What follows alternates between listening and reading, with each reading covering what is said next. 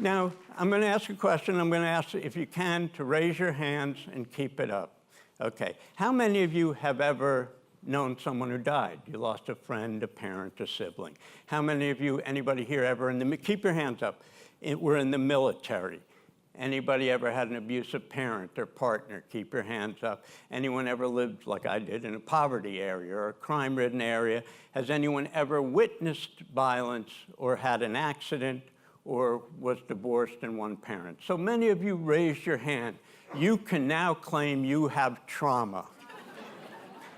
And in the mental health industry, trauma has become the explanation and the justification for everything that happens to you for the rest of your life. He had trauma.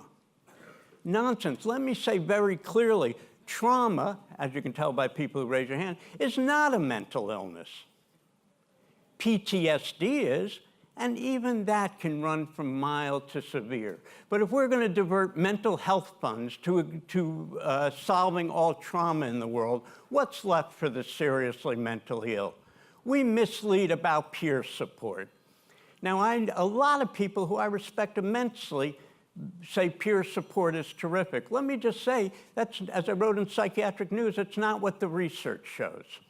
The research on peer support is done by adding peer support to what people normally get. But they don't compare that to adding a professional social worker to what people get.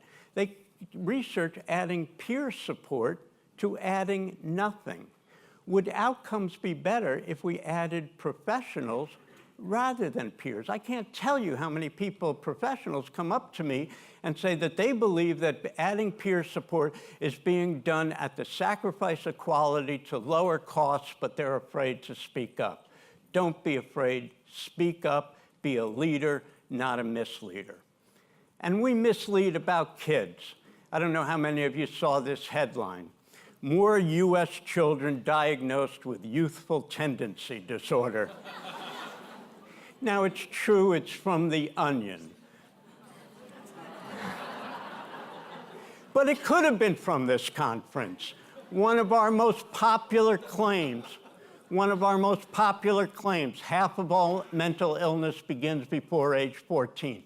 Again, the claim is technically true, but most of those are mild illnesses, and they don't become serious mental illnesses. Serious mental illnesses generally appear in the late teens, early 20s.